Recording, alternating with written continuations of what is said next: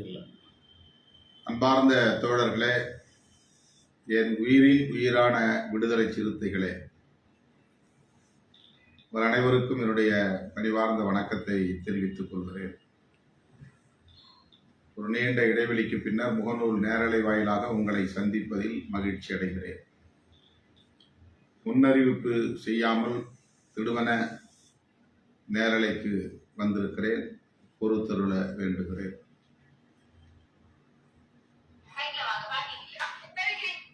வாக்கு எண்ணிக்கைக்கான நாள் நெருங்கிவிட்டது. இடையில் இன்னும் ஒரே நாள் உள்ளது. ஜூன் 4ஆம் தேதி அதிகாலையில்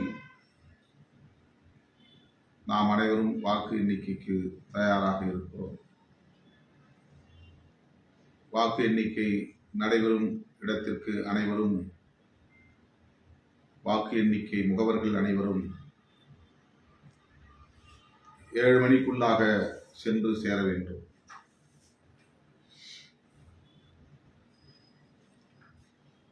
ஜூன் 4ஆம் தேதி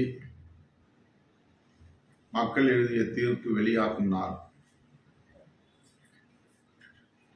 10 ஆண்டு கால இருண்ட ஆட்சிக்கு முடிவு கட்ட வேண்டும் என்று நாம் மக்களுக்கு விடுத்த வேண்டுகோளை நாடு தழுவிய அளவில் மக்கள் ஏற்றுக்கொண்டார்கள் என்பதை உறுதிப்படுத்தப் போகிற நாள் ஜூன் 4.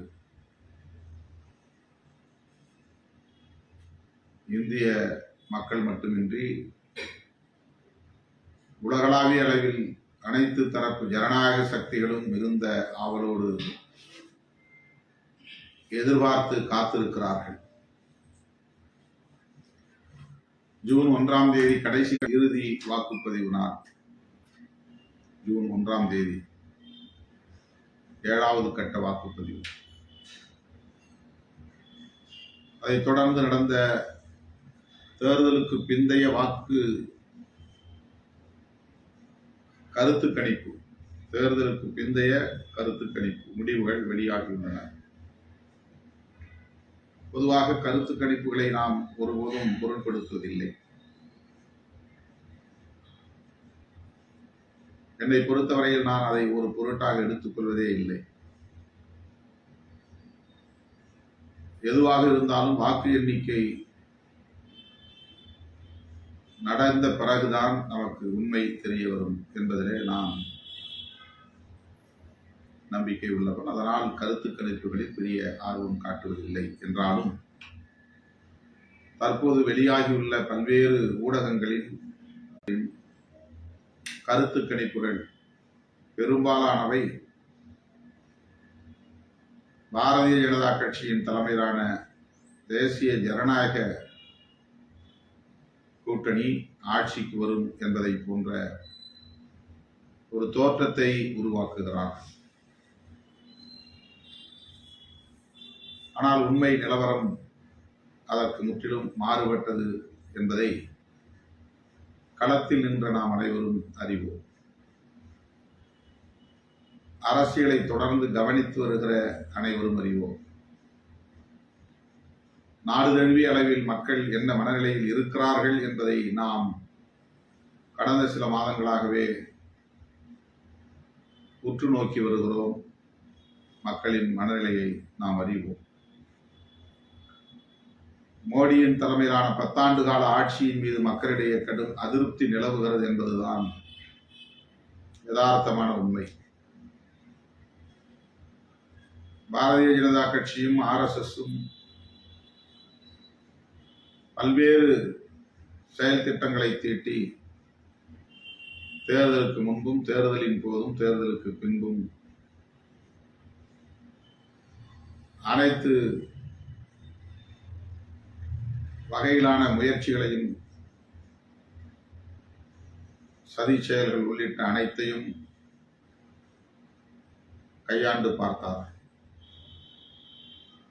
ஆனால் அவர்களுக்கு அதில் பெரிய அளவில் எதிர்பார்த்த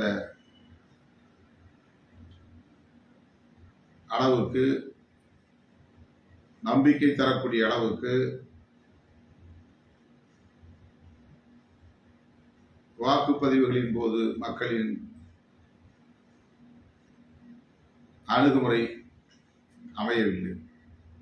அவர்கள் பிஜேபிக்கு எதிராகத்தான் இருக்கிறார்கள் என்பதை வாக்குப்பதிவின் போதே மக்களின் அணுகுமுறையில் இருந்து தெரிந்து கொள்ள முடிந்தது. அதனால்தான் பிரதமர் மோடி அவர்கள் கடந்த சில வாரங்களாக மனதில் பட்டதையெல்லாம் பேசிக் கொண்டிருந்தார்.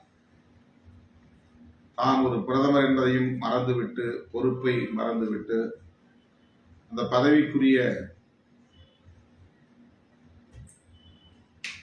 மதிப்பீட்டையும் மறந்துவிட்டு, வாய் பிடித்ததோ மாங்காய் பிடித்ததோ என்று சொல்வார்களே, அப்படி அவர் ஏதேதோ பேசிக் கொண்டிருந்தார். இந்தியா கூட்டணியை சார்ந்தவர்கள் இந்துக்களின் தாலிகளை பறித்து இஸ்லாமியர்களுக்கு கொடுத்து விடுவார்கள் என்றெல்லாம் பேசினார். ராமர் கோவிலை இடித்து தரைமட்டமாக்கி விடுவார்கள், புல்டோசர் கொண்டு தாக்குவார்கள் என்றெல்லாம் பேசினார். இந்தியா கூட்டணியில் உள்ளவர்கள் ஆண்டுக்கு ஒரு பிரதமர், 5 ஆண்டுகளுக்கு 5 பிரதமர் என்று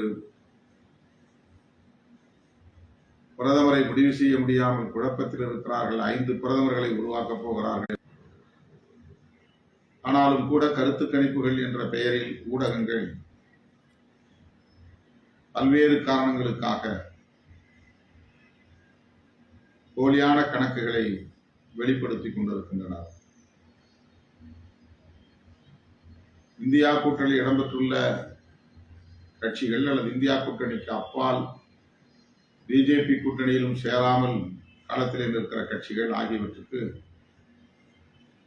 முன்கூட்டியே விரிக்கிற வலை இத்தகைய கருத்து கணிப்புகள் மூலம் மறைமுகமாக சொல்லுகிற செய்தி. பிஜேபி தான் வெற்றி பெறும், பிஜேபி தான் ஆட்சிக்கு வரும் என்று சொல்லுவதன் மூலம் முன்கூட்டியே அவர்களை பிஜேபிக்கு ஆதரவான நிலைப்பாட்டை எடுக்க தூண்டுவது என்பது ஒரு வகையான உத்தி. இப்படி ஒரு தீர்ப்பை முன்கூட்டியே சொல்வதன் மூலம் அவர்களை எல்லாம் தம் பக்கம் சாய்ந்திட வைக்கலாம் என்பது அவர்களின் நோக்கமாக இருக்கும். இது ஒரு யூகம்தான், ஆனால் அதை மறுப்பதற்கில்லை.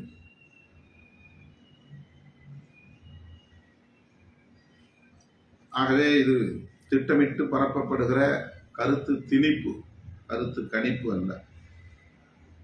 அதை நாம் பொருட்படுத்த தேவையில்லை. தமிழ்நாட்டை பொறுத்தவரையில் 40க்கு 40 இடங்களில் திமுக தலைமையிலான கூட்டணி தான் வெற்றி பெறும்.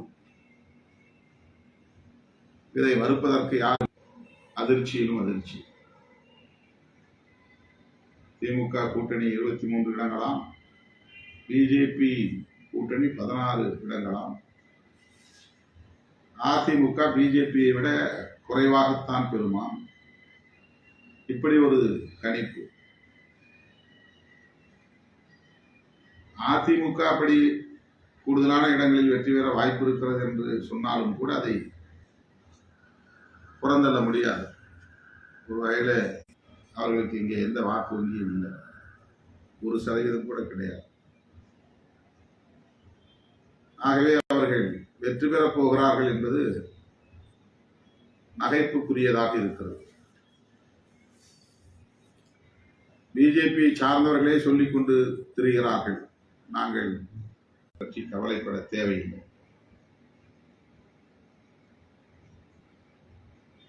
ஏறத்தாழ 1 மாத காலம் கடந்து இப்போது வாக்கு எண்ணிக்கைக்கு நாம் தயாராகிறோம்.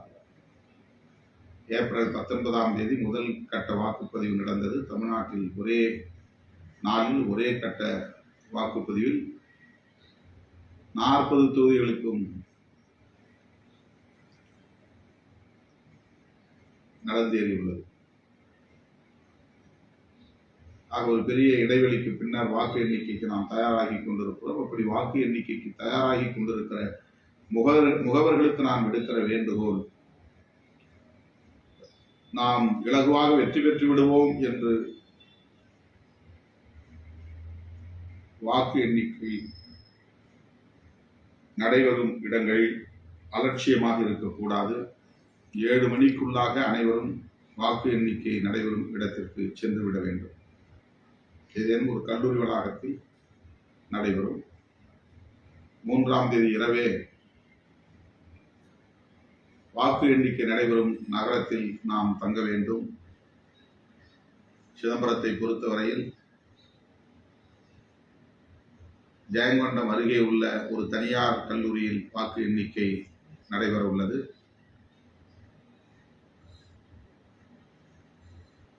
கடந்த ஆண்டு எந்த இடத்தில் நடந்ததோ அதே கல்லூரியில் தான், அந்த கல்லூரி வளாகத்தில் தான் நடைபெறுகிறது. நமது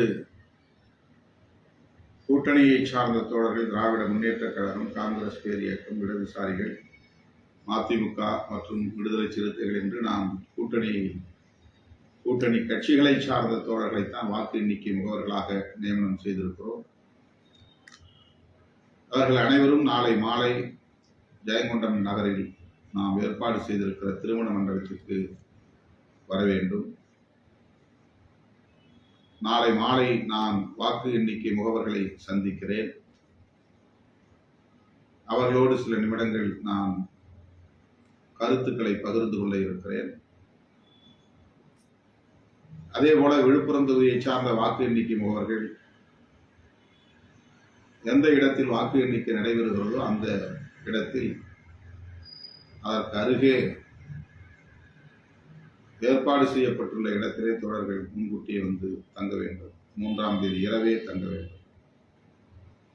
4ஆம் தேதி காலை 6 மணியிலிருந்து 7 மணிக்குள்ளாக வாக்கு எண்ணிக்கை நடைபெறும் இடத்திற்கு நாம் போய் சேர்ந்து விட வேண்டும். அங்கே போய் கையொப்பம் விடுவது, மற்றபடி அடையாள அட்டைகளை பெற்றுக்கொள்வது, அதிகாரிகள் சொல்லுகிறபடி வழிகாட்டுதல்களை பெற்றுக்கொள்வது என்று பல பணிகள் 8 மணிக்கு முன்னதாகவே போனால்தான் செய்ய முடியும். முதலில் தபால் வாக்குகள் எண்ணப்படும். அதற்கென்று நியமிக்கப்பட்டிருக்கிற முகவர்கள் அதையெல்லாம் கவனமாக பதிவு செய்து கொள்ள வேண்டும். வாக்குகளை பதிவு செய்வதற்கென்று தனி ஃபார்மட், அதற்கான ஒரு வாக்குப்பதிவு சீட்டு, அதாவது யார் யாருக்கு எவ்வளவு வாக்குகள் என்று வாக்கு எண்ணிக்கை முடிந்ததும் அறிவிப்பார்கள். அதை நான் பதிவு செய்து கொண்டே அவ்வப்போதே டேலி செய்து கொண்டே வர வேண்டும். எல்லாம் சரியாக இருக்கிறதா, அனைத்தும். இதில் 3 வகையான விஷயங்களை நாம் பார்க்க வேண்டியிருக்கும். பேலட் யூனிட், அதுதான் வாக்குப்பதிவு எந்திரம். கண்ட்ரோல் யூனிட், அது போலிங் ஆபீசர்ஸ், ஓட்டு போடலாம் என்று அனுமதிக்கிற ஒரு யூனிட். எந்த சின்னத்திற்கு வாக்களித்திருக்கிறோம் என்பது சரிபார்த்துக் கொள்வதற்காக இதற்கு இடையிலே வைக்கப்பட்டிருந்த ஒரு யூனிட் விவி பேட் என்று சொல்லப்படக்கூடிய ஒப்புகை சீட்டுக்கான எந்திரம். ஒவ்வொன்றுக்கும் ஒரு எண் இருக்கிறது. அந்த எண் ஏற்கனவே நாம் எடுத்து வைத்திருக்கிறோம். ஒவ்வொரு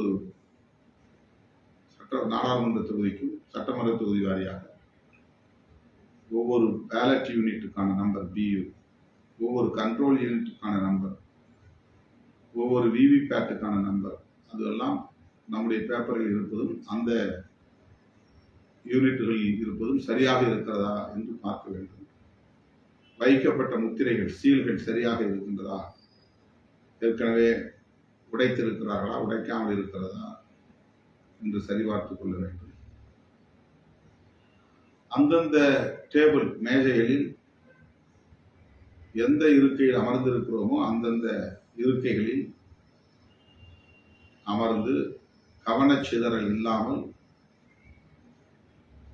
வாக்கு எண்ணிக்கையை முடித்து தேர்தல் முடிவை அறிவிக்கிற வரையில் கவனம் சிதறக்கூடாது.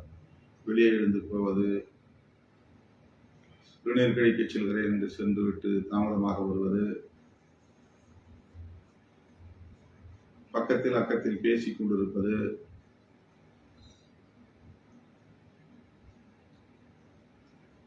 நம்முடைய சீட்டில் இருக்கிற எண்களையும் அந்த யூனிட்டில் இருக்கிற எண்களையும் சரிபார்க்காமல் இருப்பது, ஒவ்வொரு வேட்பாளருக்குமான வாக்குகள் அது ஒவ்வொரு கட்சிக்குமான காலம் ஒதுக்கப்பட்டிருக்கும். அந்த காலத்தில் பதிவு செய்ய வேண்டும். நம்ம கட்சி மட்டும் விசிகே மட்டும் பதிவு பண்ணா போதும் அப்படின்னு நினைச்சு அதை மட்டும் பதிவு பண்ணிட்டு மற்றதை பதிவு பண்ணாமல் இருப்பது அப்படி இருக்கக்கூடாது. ஒவ்வொரு இருக்கையில் அமர்ந்திருக்கிற ஒவ்வொரு முகவருக்கும் மிகுந்த பொறுப்புணர்வு இருக்கிறது. மிக கவனமாக இருக்க வேண்டும்.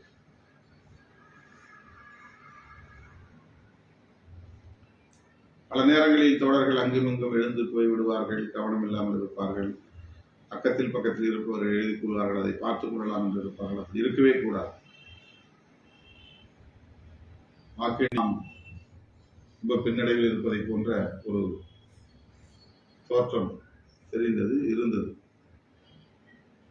அது மாதிரியான நேரங்களில் நாம் விரக்தி அடைந்து வெளியே வந்து விடக்கூடாது.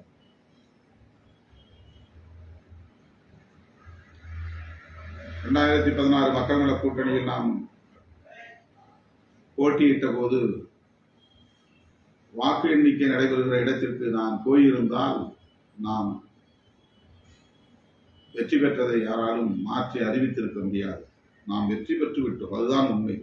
காட்டுமன்னாருடைய தொகுதியில் விசிக சார்பில் நான் வேட்பாளராக போட்டியிட்ட போது நாம் வெற்றி பெற்று விட்டோம் என்பதுதான் உண்மை. வெற்றி பெற்று விட்டோம் என்று ஒரு தகவலும் வெளியாகிவிட்டது. அதன் பிறகுதான் அவசரமாக சில நொடிகளில் மாற்றி அறிவிக்கப்பட்டது. மதியம் 2 மணிக்கு மேல் நம்முடைய முகவர்கள் யாருமே அங்கு இல்லை. காவல்துறையிடத்திலே விளக்கம் சொல்லிக் கொண்டிருந்தார். கடைசி நேரத்தில் நம்முடைய கட்சியை சார்ந்தவர்கள், அது நம்மால் நியமிக்கப்பட்ட வாக்கு எண்ணிக்கை முகவர்கள் யாருமே இல்லாத நிலையில் அதை மாற்றி அதிமுக வெற்றி பெற்று விட்டதாக அறிவித்தார்கள். உண்மையிலேயே அதிமுக தோல்வியடைந்தது, விசிக வெற்றி பெற்றது. ஆனால் அது மாற்றி அறிவிக்கப்பட்டது. இதில் யாருக்கும் மாற்று கருத்து இருக்க முடியாது. அதற்கு பிறகுதான் 16 எந்த தேர்தலிலும் நான் கவுண்டிங் சென்டருக்கு போனதே இல்லை. அது எவ்வளவு பெரிய தவறு என்று 2016 மக்கள் நல கூட்டணியின் போது என்னால் உணர்ந்து கொள்ள முடிந்தது.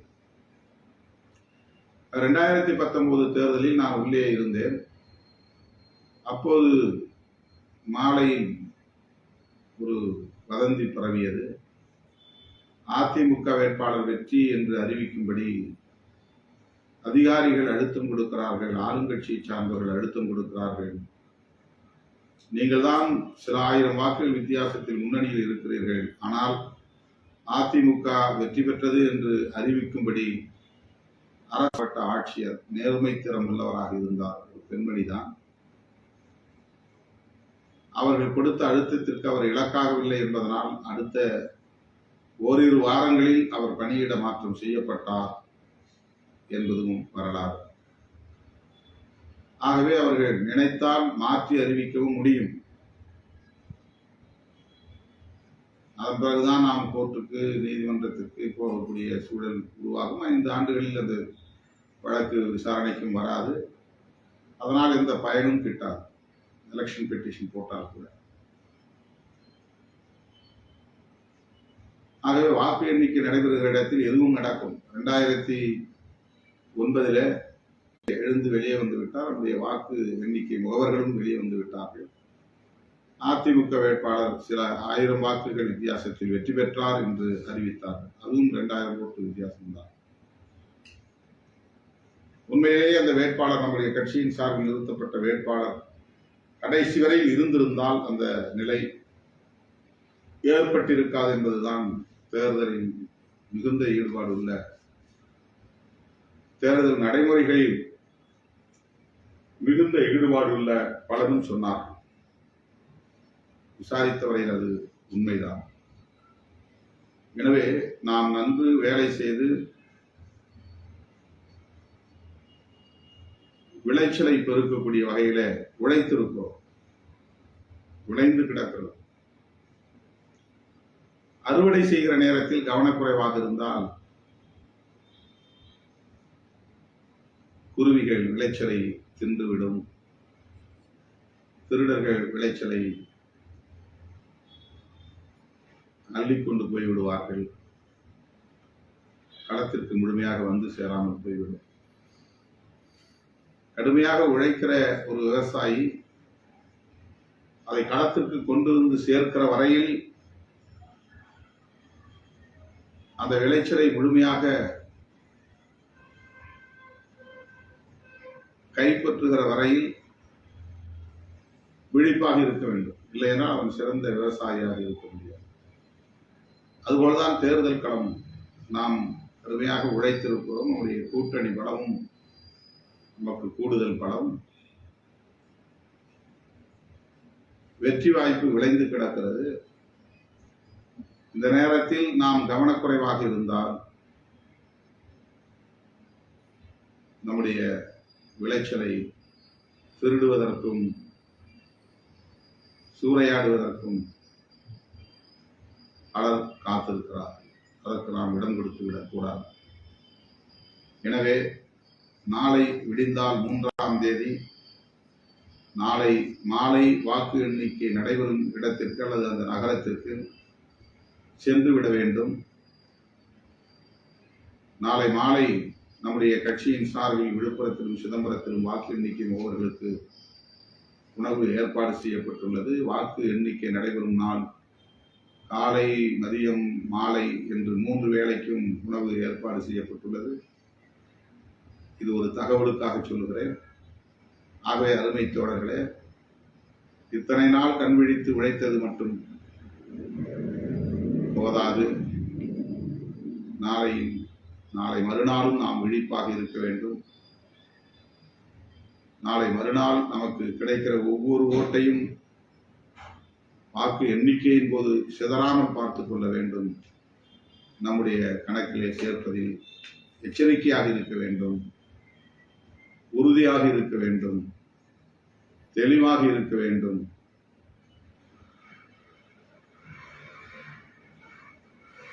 கவனமாக இருக்கிறோம் என்பதை மற்றவர்களுக்கு உணர்த்திட வேண்டும். விழிப்பாக இருந்து பணியாற்றிக் கொண்டிருக்கிறோம் என்பதை அவ்வப்போது உறுதி செய்ய வேண்டும். வாக்கு எண்ணிக்கை முகவர்கள் ஏற்கனவே பலமுறை வாக்கு எண்ணிக்கை மையத்திற்கு போனவர்களாகத்தான் இருப்பீர்கள். எனவே உங்களுக்கு அந்த அனுபவம் ஏற்கனவே உண்டு. என்றாலும் இந்த கருத்துக்களை உங்களோடு பகிர்ந்து கொள்வது என்னுடைய கடமை. ஆகவே இதை ஒரு வேண்டுகோளாக நான் முன்வைக்கிறேன். விழிப்பாய் இருங்கள். விளைச்சலை சிதறவிடாமல் நமக்கான விளைச்சலை நாம் பாதுகாக்க வேண்டும். வெற்றியை நாம் உறுதி செய்ய வேண்டும். என்ன அறிவிப்பு வெளியாக போகிறது என்கிற எதிர்பார்ப்போடு வெளியிலே காத்திருக்கிற தோழர்கள், எந்த அறிவிப்பு வந்தாலும் அதை ஏற்றுக்கொள்கிற உள்ளத்தை, உள்ள வலிமையை பெற வேண்டும். அதுதான் முக்கியமானது. வென்றாலும் சரி, வெற்றி வாய்ப்பை இழந்தாலும் சரி, ஒரே மனநிலை என்பது முக்கியமானது. நாம் வெற்றி பெற்று விடுவோம் என்பதிலே மாற்று கருத்துக்கு இடமில்லை. ஆனால் அமைதி காக்க வேண்டும். பொதுமக்களுக்கு எந்த வகையிலும் இடையூறு தரக்கூடிய வகையில் நடந்து கொள்ளக்கூடாது.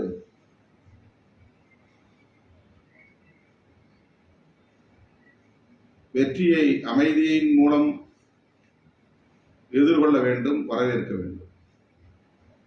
அது இன்னும் பல மடங்கு நம் மீதான நன்மதிப்பை உயர்த்தும்.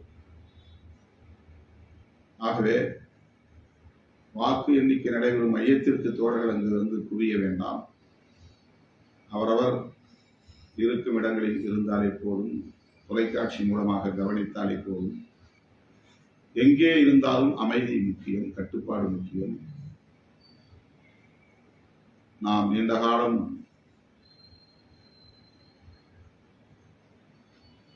வேட்கையோடு இருந்த எதிர்பார்ப்பு மிகுந்த உழைப்புக்கு, கடின உழைப்புக்கு பின்னர் கூடுதலாக இன்னொரு வெற்றியையும் நாம் ஈட்டப் போகிறோம் என்ற நம்பிக்கை உள்ளது. 2 தொகுதிகளிலும் வெற்றி பெறுவதன் மூலம் தேர்தல் ஆணையத்தின் அங்கீகாரத்தை முதலாக நமது கட்சி பெறப்போகிறது என்பது நமக்கு இரட்டிப்பு வெற்றி செய்தி. அதையும் நாம் அவளோடு எதிர்பார்த்து காத்திருக்கிறோம். எதுவாக இருந்தாலும் அமைதியாய் அனைத்தையும் எதிர்கொள்வோம். கட்டுப்பாட்டை கடைபிடிப்போம். பொதுமக்களிடையே வரவேற்பை பெறும் வகையில் நம்முடைய அணுகுமுறைகள் அமையட்டும். 4ஆம் தேதி நமது இயக்க வரலாற்றில் பொன்னெழுத்துக்களால் பொறிக்கப்படக்கூடிய தீர்ப்பு வெளியாகி இருக்கிறது. 4ஆம் தேதி இந்திய அரசியல் வரலாற்றில் 10 ஆண்டு கால இருண்ட ஆட்சிக்கு முற்றுப்புள்ளி வைக்கிற ஒரு நாளாக அமையப் போகிறது.